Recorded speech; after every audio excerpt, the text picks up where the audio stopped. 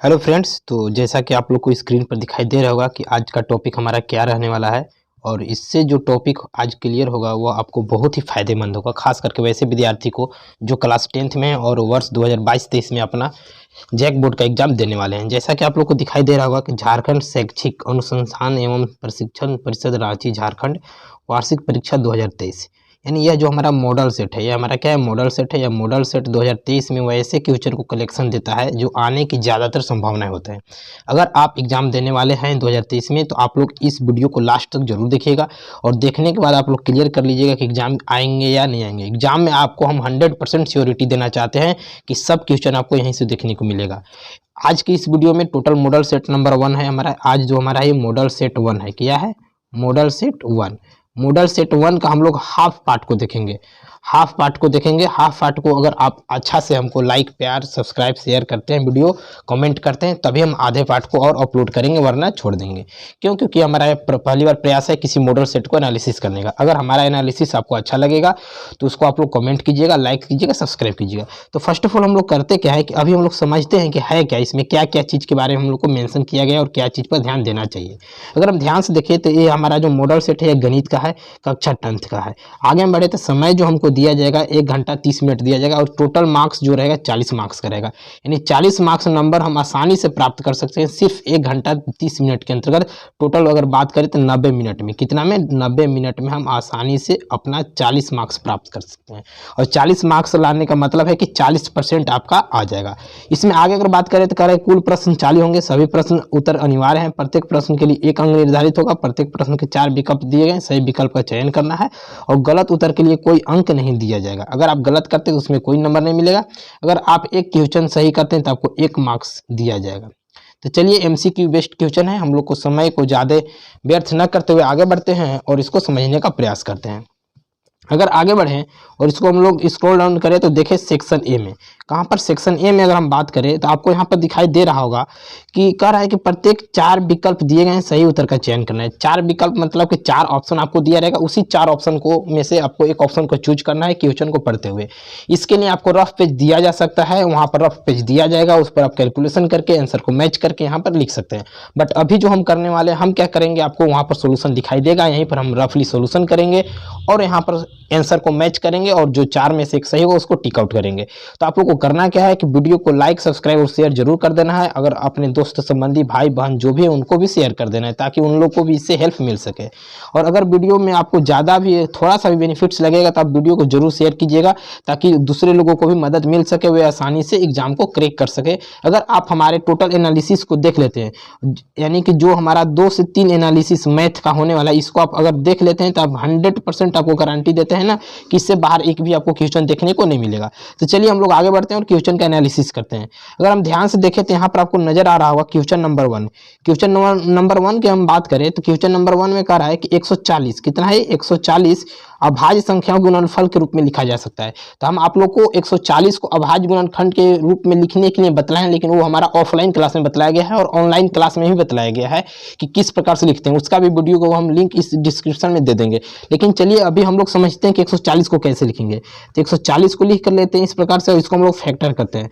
तो 2 से करेंगे तो 70 बार में जाएगा, फिर 2 से करेंगे तो 35 बार में जाएगा, और अगर हम इसको करना चाहे तो फिर हमारा 5 के पहाड़ा से 7 बार में जाएगा। ठीक है, अब जो हमारा यहाँ पर दिया हुआ है इसी को हम लोग गुना के रूप में लिख लेते हैं। जैसे यहाँ पर दिया हुआ है इस चीज को हम गुना के रूप में लिख लेंगे। तो क्या दिया हुआ है, 2 गुने 2 गुने 5 गुने 7, ये दिया हुआ है। अब हम इसको मैच करेंगे कि कहीं पर मैच कर रहा है कि नहीं। तो अगर फर्स्ट नंबर में हम देखें तो 2 गुने 2 गुने 5 गुने 7 दे रहा है, तो हमारा आंसर जो होगा फर्स्ट नंबर हो जाएगा। उसको सॉल्यूशन किस प्रकार से किया जाएगा आपको यहाँ पर हम बतला दिए, आप लोग कॉपी में राइट डाउन कर सकते हैं, स्क्रीनशॉट ले सकते हैं। चलिए इसी प्रकार से हम लोग आगे पहुँचते हैं और क्वेश्चन नंबर 3 को देखेंगे, सॉरी क्वेश्चन नंबर 2 को देखते हैं। अगर क्वेश्चन नंबर 2 की हम बात करें तो क्वेश्चन नंबर 2 आपको कह रहा है कि एक धनात्मक संख्या 6 + 5 के रूप का है, तो यह संख्या निम्न में से क्या होगा। आपको इस प्रकार के क्वेश्चन 100% हमेशा देखने को मिलता है, चाहे वह थ्योरी पोर्शन हो या एमसीक्यू बेस्ड क्वेश्चन हो। तो आप लोग ऐसा क्यों न करते हैं कि इसके लॉजिक को आप समझिए, बनाने के तरीका को समझिए, रटने का प्रयास नहीं कीजिए। तो अगर कहीं भी आपको इस प्रकार से क्वेश्चन मिल जाता है 6 जिसे यहाँ पर 5 दिया हुआ है, तो आपको कुछ नहीं करना है, चेक करना है कि यह सम है कि विषम है कि अपरिमेय परिमेय है कि जीरो है। तो चेक करने का सबसे बेस्ट उपाय है, जो यहाँ पर क्यू होता है, जो हमारा यहाँ पर क्यू है वो क्यू एक पूर्णांक है। ये जो क्यू है, क्यू क्या है? पूर्णांक। और पूर्णांक क्या होता है मालूम है? पूर्णांक हमारा कुछ भी हो सकता है, 1 2 3 4 5 6 7 8 9 10 कोई भी संख्या हो सकता है। तो हम ऐसा क्यों नहीं करते हैं, क्यू की जगह पर वैल्यू पुट कर लेते हैं। तो क्यू की जगह पर अगर हम एक वैल्यू पुट कर ले, कितना? एक, तो 6 इंटू 1 यानी 6 गुने 1 प्लस में 5 हो जाएगा। और 6 और 1 कितना हो जाएगा? 6 एकम 6 हो जाएगा, और ये प्लस में 5 जोड़ेंगे तो 11। 11 हमारा कौन सा संख्या है? विषम संख्या ना। तो आप आंख मूंद के चेक करना है कि विषम संख्या कहीं नजर आ रहा है कि नहीं आ रहा है। तो आप लोग को यहाँ पर दिखाई दे रहा होगा कि विषम है, तो हमारा बी नंबर ऑप्शन हो जाएगा, या विषम होगा। कैसा होगा? विषम हो जाएगा। आप अगर चाहें तो इसके जगह पर अलग भी वैल्यू पुट कर सकते हैं। जैसे मान लीजिए 6q प्लस 5 दिया हुआ था, अभी हम q की जगह पर 1 रखे। अगर आपको मन किया तो इसके जगह पर 2 रख सकते थे। 6 गुने q की जगह पर अगर 2 रखेंगे, प्लस में 5 करेंगे तो 6 दूना के 12 हो जाएगा। और जब ये 12 हो जाएगा और प्लस में 5 जोड़ देंगे तो 12 और 5 17। तो 17 भी हमारा एक क्या है? विषम संख्या है। कैसा है? विषम संख्या है। इसलिए आंसर हर एक कंडीशन में हमारा विषम ही होगा। आसानी से आप इसको सॉल्व कर सकते हैं। इसके जगह पर कोई भी संख्या आपको दे सकता है, 6q प्लस 5 हो गया मान लीजिए दे देगा, या इसके जगह पर आपको दे सकता है कुछ और भी संख्या। जैसे मान लीजिए आपको दे देगा कि 5q प्लस 10, तो इस q की जगह पर आप 1 2 3 कुछ भी रह करके और चेक कीजिए, और जो आपको आएगा वही आपका क्या हो जाएगा? आंसर हो जाएगा। चलिए अब आगे हम लोग बढ़ते हैं और उसके बाद देखते हैं। अब क्वेश्चन नंबर 3 की अगर हम बात करें तो क्वेश्चन नंबर 3 आपको दिखाई दे रहा होगा। क्वेश्चन नंबर 3 में आपको बोल रहा है कि 5 प्लस 2 रूट 3, 5 प्लस 2 वर्ग 3 किस प्रकार की संख्या है? तो इस प्रकार की संख्या को जहां भी देखने को मिलेगा, इस प्रकार की क्वेश्चन आपको जहां भी दिखने को मिलेगा, इसका सबसे बेस्ट उपाय एक ही है कि आप लोग अगर पहले से पढ़ेंगे तो परिमेय और अपरिमेय संख्या के बारे में मालूम होगा, और अगर नहीं मालूम है तो चलिए हम इसको आपको समझाते हैं। तो इस प्रकार की संख्या में सबसे बढ़िया है, जहां भी आपको रूट नजर आएगा, क्या आएगा? रूट, उसको डायरेक्ट आप बोल दीजिए अपरिमेय संख्या। क्या बोल दीजिए? अपरिमेय। तो यहाँ पर रूट है, इसलिए हमारा जो है अपरिमेय संख्या हो जाएगा। क्या हो जाएगा? अपरिमेय। जहां भी आपको वर्ग में दिखाई देगा उसको डायरेक्ट बोल देना है अपरिमेय संख्या। क्या बोल देना है? अपरिमेय संख्या। चलिए आगे और बढ़ते हैं। अगर हम आगे बढ़े तो क्वेश्चन नंबर 4 की बात करें। क्वेश्चन नंबर 4 में कह रहा है कि दो धनात्मक पूर्णांक a तथा b दिए रहने पर यदि पूर्ण संख्याएं q तथा r विद्यमान है तो निम्न में से कौन सा कथन सही है? तो इस प्रकार के क्वेश्चन के लिए हम आपको एक बतलाए थे, यूक्लिड विभाजन। यूक्लिड विभाजन आपको याद होगा। तो यूक्लिड साहब जो थे हमारे एक साइंटिस्ट मैथमेटिशियन से, वो क्या बोले थे कि जो हमारा यूक्लिड्स विभाजन होता है a बराबर बी क्यू प्लस आर होता है। क्या होता है? a बराबर पी क्यू प्लस आर, यह इसका फॉर्म होता है। तो आपको यह कहीं ना कहीं नजर आ रहा होगा, ऑप्शन में आप देख सकते हैं। तो ऑप्शन में आपका बी है, तो ये आपका सही हो जाएगा। यह हम लोग यूक्लिड विभाजन एल्गोरिथम पढ़े थे, वहां पर ये उसका रूप होता है, फॉर्म होता है। तो उसी फॉर्म को यहाँ पर दे दिया था, 4 ऑप्शन दे दिया था, 1 2 3 और एक जो सही है ये हमारा 4। तो हमारा जो सही नंबर है वह कौन है? B number. कौन है? B number. चलिए आगे बढ़ते हैं। तो हम लोग क्वेश्चन नंबर 5 को देखेंगे। क्वेश्चन नंबर 5 हमारा क्या कर रहा है कि इसका जो फॉर्मूला होता है ना, आप लोग को मालूम होगा। अगर नहीं मालूम है तो चलिए इसको हम लोग फिर से समझते हैं। क्वेश्चन नंबर जो हमारा 5 है उसमें क्लियर रूप से बोल रहा है कि यदि किसी बहुपद के शून्यकों का योग तथा गुणनफल क्रमशः 3 और -2 हो तो द्विघात बहुपद क्या होगा? तो पहला नंबर तो हमको समझना होगा कि शून्यकों का योग है क्या। तो शून्यकों का योग को हम लोग एक और तरीका से लिखते हैं, वो होता है अल्फा प्लस बीटा। और अल्फा प्लस बीटा बराबर जो वैल्यू दिया हुआ है हमारा -3 दिया है। कितना दिया हुआ है? -3। और आगे अगर हम बढ़े तो एक चीज और दिया हुआ है, शून्यकों का गुणनफल। क्या दिया हुआ है? गुणनफल। जो गुणनफल होता है, एक गुणनफल को हम लिख सकते हैं अल्फा इंटू में बीटा, मतलब अल्फा गुने बीटा बराबर इसका वैल्यू दिया है कितना? -2। तो एक वैल्यू दिया हुआ है और एक वैल्यू ये दिया हुआ है, बट यहाँ पर जो हमारा शून्यकों का योग है वो +3 है। कितना है? +3 है। तो इसको हमको जब भी द्विघात बहुपद के रूप में लिखना होगा, तो द्विघात बहुपद लिखने का एक फार्मूला होता है। क्या होता है? फार्मूला होता है। तो फार्मूला होता क्या है उसको आपको याद कर लेना है। आपको स्क्रीन पर दिखाई देगा, हम लिख रहे हैं यहाँ पर। क्या होता है फार्मूला?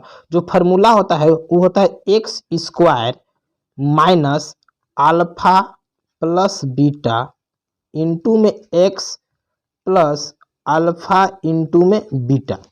अब इस पर हम क्या करेंगे, वैल्यू को रख लेंगे। तो एक्स स्क्वायर का एक्स स्क्वायर ही रहेगा माइनस अल्फा इंटू बीटा, यानी इसके जगह पर जो हम वैल्यू रखेंगे वो क्या रखेंगे, हमारे पास पहले से मालूम है। तो अल्फा इंटू बीटा का वैल्यू अगर हम ध्यान से देखें, सॉरी अल्फा प्लस बीटा का तो दिया है +3, तो रखेंगे 3 और एक्स का एक्स रहेगा प्लस अल्फा इंटू बीटा का वैल्यू कितना -2, तो इसके जगह पर रख देंगे -2। और इसको क्या लिख सकते हैं, तो हम लोग तो लिख ही सकते हैं इसको, और कैलकुलेशन करने के बाद कि एक्स स्क्वायर का एक्स स्क्वायर माइनस और 3 इंटू एक्स करेंगे तो 3x, और यहाँ पर है कितना -2, तो ये प्लस और माइनस मिलकर हो जाएगा -2। तो अब हमको चेक करना है कि इस ऑप्शन में कहीं पर एक क्या आंसर है, x -3 x -2। तो चलिए हम लोग ऑप्शन को देखते हैं। अगर ऑप्शन को देखते हैं तो ऑप्शन हमारे पास एक जगह है, एक्स स्क्वायर -3 x -2, वो है सी नंबर। क्या है, सी नंबर। तो यहाँ हमारा जो आंसर होगा वो क्या हो जाएगा, सी। यहाँ पर जो हमारा आंसर होगा वो सी हो जाएगा, एक्स स्क्वायर -3 x -2। आगे चलते हैं, क्वेश्चन नंबर 6। क्वेश्चन नंबर 6 का रहा है, किसी बहुपद के लिए ग्राफ आकृति दिया गया है, बहुपद के शून्यकों की संख्या कितनी होगी।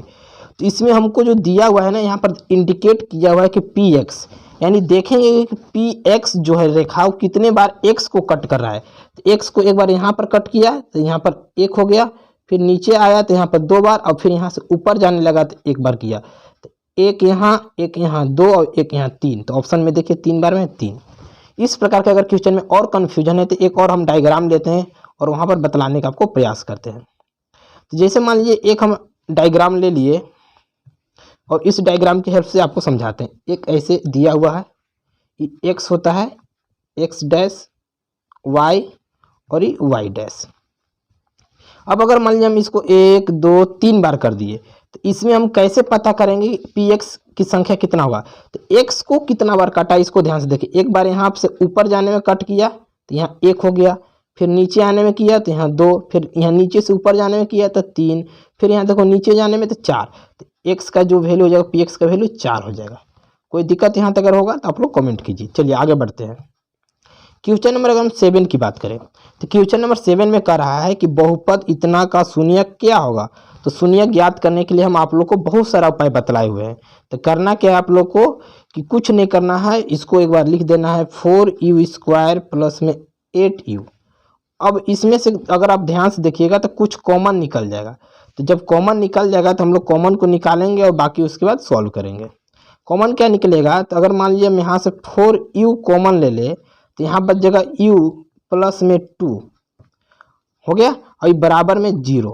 तो u प्लस 2 बराबर में 0, और इसको हम जो है डिवाइड में पहुंचा देंगे। इसको कहाँ पर ला देंगे, डिवाइड में, यानी ये हमारा चला जाएगा डिवाइड में। तो बाटा में आ जाएगा 4u, और u plus 2 is equal to 0। तो u इज इक्वल टू +2, यानी 2 जो है उधर जाकर RHS में -2 हो जाएगा। क्या हो जाएगा, -2। तो answer number C. Answer number क्या हो जाएगा, सी। चलिए आगे बढ़ते हैं हम लोग। Question number 8। क्वेश्चन नंबर 8 हमारा है, वह है कि रैखिक समीकरण युग्म, रैखिक समीकरण युग्म दिस को,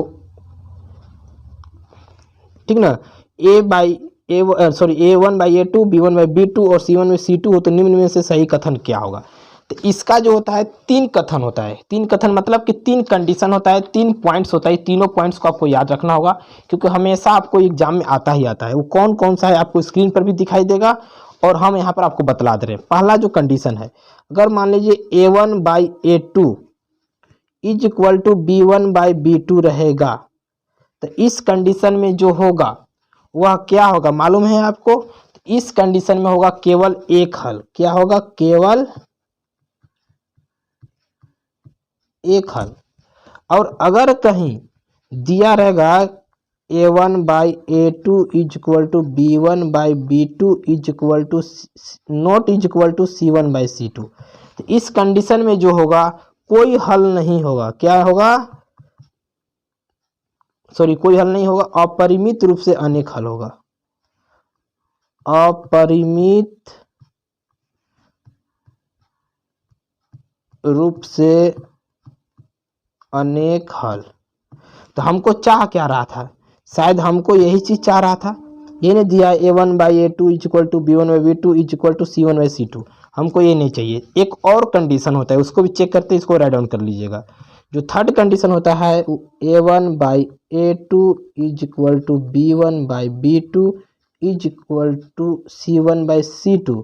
तो हम लोग तो जान चुके हैं, एक अगर नॉट इज इक्वल टू दिया रहेगा तो इस कंडीशन में जो इसका होता है कोई हल नहीं, कोई हल नहीं। तो अगर हम आंसर यहाँ से देखें तो कोई हल नहीं, हमारा ऑप्शन नंबर सी है। कौन सा है ऑप्शन नंबर सी, कोई हल नहीं। चलिए आगे बढ़ते हैं हम लोग। क्वेश्चन नंबर 9, क्वेश्चन नंबर 9 में कह रहा है कि समीकरण 6x - 2y + 9 = 0 और इतना के निरूपित रेखाएं क्या होगा। तो इसमें भी देखिए आपको एक कंडीशन होता है। एक क्या कंडीशन, बहुत सारे कंडीशन होते हैं, उसको आप लोग समझिए। 3 कंडीशन मेनली अगर हम बात करें तो इसमें बोल सकते हैं। तो तीनों कंडीशन को हम लोग देखेंगे। कब हमारा यह जो है समपाती होगा, कब प्रतिच्छेदी होगा, और कब समांतर होगा, और कब लंबवत होगा या लंबवत नहीं होगा। तो अगर हम बात करें, अगर आपको इक्वेशन दिया हुआ, समीकरण दिए हुए को अगर मान लीजिए a1/a2 इक्वल टू b1/b2 के बराबर मान देते हैं, तो यह जो होगा आपका प्रतिच्छेदी होगा। क्या होगा, प्रतिच्छेदी, याद रखिएगा। और अगर कहीं a1/a2 equal to b1/b2 not equal to c1/c2 या फिर इक्वल टू c1/c2 दिया रहेगा, तो चलिए पहले हम नॉट इक्वल टू कर लेते हैं। तो इस कंडीशन में जो इसका इक्वेशन बनेगा, समीकरण बनेगा, वह समपाती बनेगा। क्या बनेगा, समपाती। अगर मान लीजिए आपको दे दिया a1/a2 equal to b1/b2 not equal to c1/c2, तब इस कंडीशन में जो हमारा बनेगा समांतर बनेगा। क्या बनेगा, समांतर। तो चलिए अब हम लोग, इतना तो मालूम हो जाएगा कि इस कंडीशन में क्या बनता है, आप लोग लिख लीजिए। अब हम लोग क्वेश्चन को सॉल्व करते हैं। तो यहाँ पर अगर हम ध्यान से देखें तो हमारा इक्वेशन एक दिया हुआ है यह, इससे हम पहले प्रयास करेंगे कि ई हमारा जो होता है a1 होता है, ये हमारा हो जाएगा क्या b1 और ई हो जाएगा c1। उसी प्रकार से अगर समीकरण नंबर 2 में हम देखें तो हो जाएगा क्या हमारा a2, यह क्या हो जाएगा b2 और यह क्या हो जाएगा c2। अब हमको चेक करना है, क्या चेक करना है, तो अभी आपको बतलाए थे कि a1/a2 b1/b2 c1/c2। तो पहले हम लोग पहला नियम यूज करेंगे a1/a2 इक्वल टू b1/b2 का। तो अगर इस पर हम वैल्यू पुट करें तो a1 का मान कितना हो गया आपका 6, तो 6 रखेंगे बाई में। a2 का मान कितना है, तो a2 का मान आप यहाँ पर देखिए कितना है 3, रख देंगे 3 इज इक्वल टू b1/b2। तो b1 का मान यहाँ पर अगर आप ध्यान से देखिएगा तो -2 है, कितना है -2, तो रखेंगे -2 बटे में b2 का मान कितना है -y, तो लिखेंगे -y।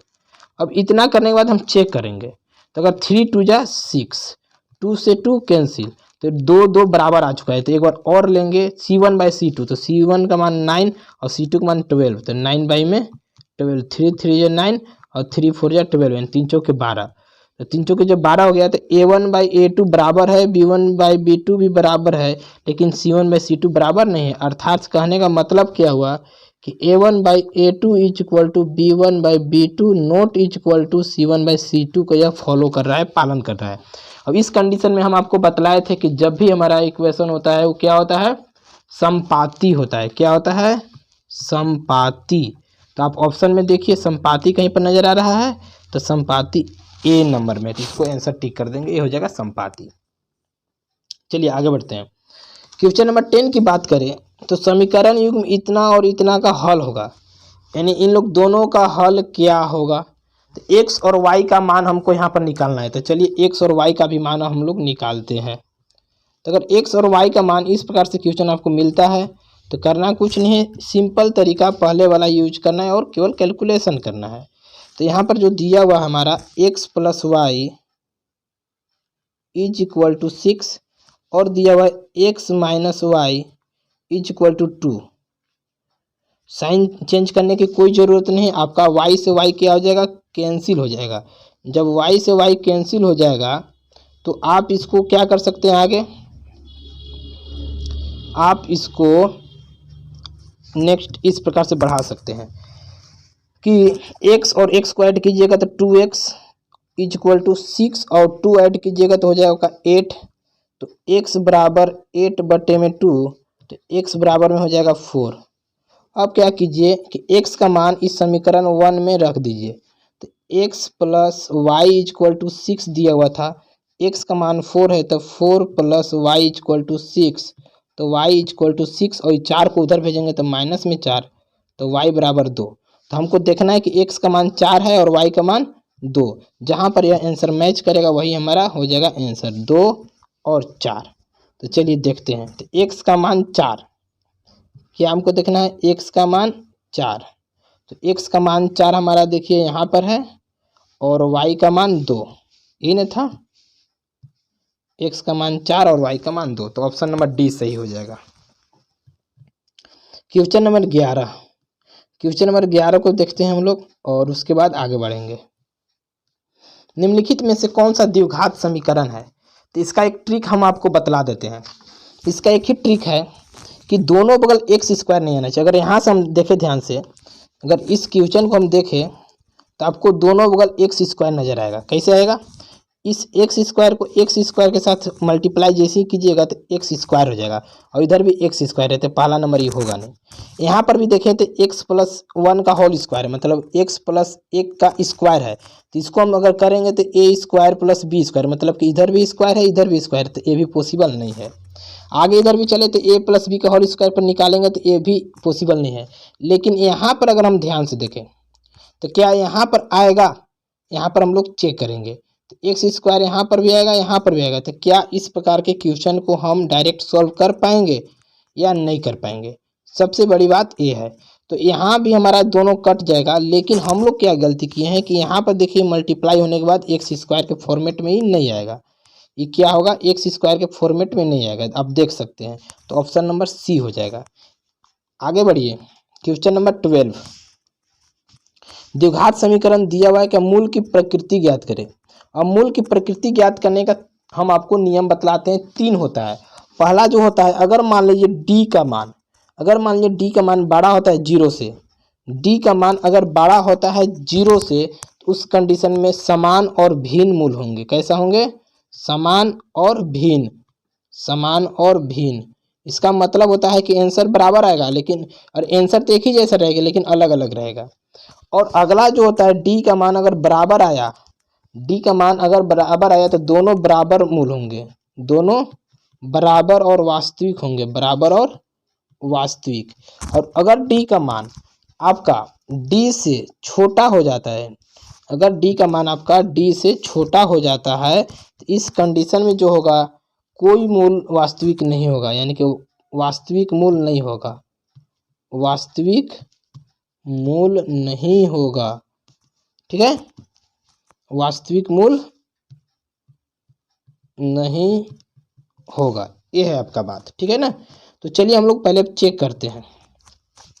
तो अगर हम यहाँ से बात करें तो X square plus 1 is equal to 0 दिया हुआ है, X square plus 1 is equal to 0। तो इसमें से हम बात करें तो फार्मूला क्या होता है, D is equal to B square minus 4ac, 4ac। B का वैल्यू कितना है, एक्स, यानी कि 1 का स्क्वायर माइनस 4, ए का मान कितना है, एक्स, तो यानी कि यहाँ पर भी 1 है, इंटू सी का मान कितना है, -1, तो यहाँ लिख देंगे -1। तो 1 का स्क्वायर 1 रहेगा आपका, माइनस ये माइनस और ये माइनस मिलकर हो जाएगा प्लस, 4 एकम 4 1 4 हो जाएगा, और इन लोग दोनों को ऐड करेंगे तो हो जाएगा कितना, डी का मान 5। अब डी का वैल्यू जो है बड़ा है, डी का वैल्यू बड़ा है। जब डी का वैल्यू बड़ा होता है तो हम आप लोग को क्या बतलाएं, 2 भिन्न वास्तविक मूल होते हैं। क्या होते हैं, 2 भिन्न वास्तविक मूल। तो देखिए 2 भिन्न वास्तविक कहीं नजर आ रहा है, तो यही है, वास्तविक तथा असमान मूल होंगे, यही आपका हो जाएगा। वास्तविक तो होगा लेकिन असमान, असमान को ही हम लोग भिन्न बोलते हैं। क्या बोलते हैं, भिन्न, ठीक है ना। चलिए क्वेश्चन नंबर 13, क्वेश्चन नंबर 13 में अगर हम बात करें तो यहाँ पर भी आपका दिया हुआ है कि एक्स स्क्वायर प्लस सी बराबर 0 के दो भिन्न वास्तविक मूल होंगे। दो भिन्न वास्तविक मूल कब होंगे? भिन्न वास्तविक मतलब अलग अलग होंगे और वास्तविक भी होंगे। तो भिन्न और वास्तविक आपका अभी जस्ट ऊपर क्वेश्चन बतलाए थे कब होता है, जब d का मान आपका बड़ा होगा 0 से। और इस d के जगह पर हम फार्मूला लिख सकते हैं b² माइनस 4ac, तो ग्रेटर देन 0। ठीक है, तो इस आपको मर्ज करना है, मिलाना है। यानी कि अगर हम देखें इस d के जगह पर जब हम लिख सकते हैं b² माइनस 4ac, तो इस के जगह पर हम लिख दिए ये वाला ग्रेटर देन 0। तो ऐसा कहीं हमको नज़र आ रहा है क्या? तो आपको नज़र आ रहा होगा b² minus 4ac greater than 0, option number C. तो ये आपका आंसर हो जाएगा। चलिए और आगे बढ़ते हैं। क्वेश्चन नंबर 14, इसमें है जो हमको निकालना विविक्तर। क्या निकालना है? विविक्तर। तो हम लोग विविक्तर को अब निकालते हैं।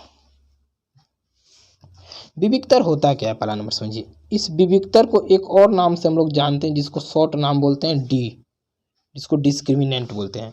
और डी निकालने का फार्मूला तभी हम बतलाए थे, डी बराबर होता है b² माइनस 4ac। और यहाँ से हमारा ये b हो गया, ये a हो गया, ये c हो गया। तो b का वैल्यू हमारे पास कितना दिया हुआ है? तो b का जो वैल्यू हमारे पास है वह है -1। कितना है? -1। तो -1 का स्क्वायर करेंगे, माइनस 4 है तो 4 लिखेंगे। a का मान कितना है? x²। तो कोई भी संख्या नहीं है तो 1 हो जाएगा उसके जगह पर। और c का कितना है? 3, तो यहाँ लिख देंगे 3 मतलब 3। तो -1 का स्क्वायर करेंगे तो 1 होगा, माइनस 4 एकम 4 और 4 3 12, कितना हो जाएगा? 12। जब यहाँ पर अगर हम देखें तो छोटा में से बड़ा माइनस करना है, तो यानी कि 12 में से जब 1 माइनस करेंगे तो बचेगा -11। क्या बचेगा? -11। आंसर में कहीं है, ऑप्शन नंबर डी है। क्वेश्चन नंबर 15, क्वेश्चन नंबर 15 में कह रहा है कि ए और डी दिया हुआ है और कह रहा है कि एपी का एनवा पद क्या होगा। तो इसका एक फार्मूला होता है, आप लोग फार्मूला याद कर लीजिए। ए एन बराबर जो फार्मूला होता है वो होता क्या है? तो ए एन बराबर होता है a + n-1 इंटू डी। इस फार्मूला को आप देख लीजिए, आपका यही आंसर हो जाएगा।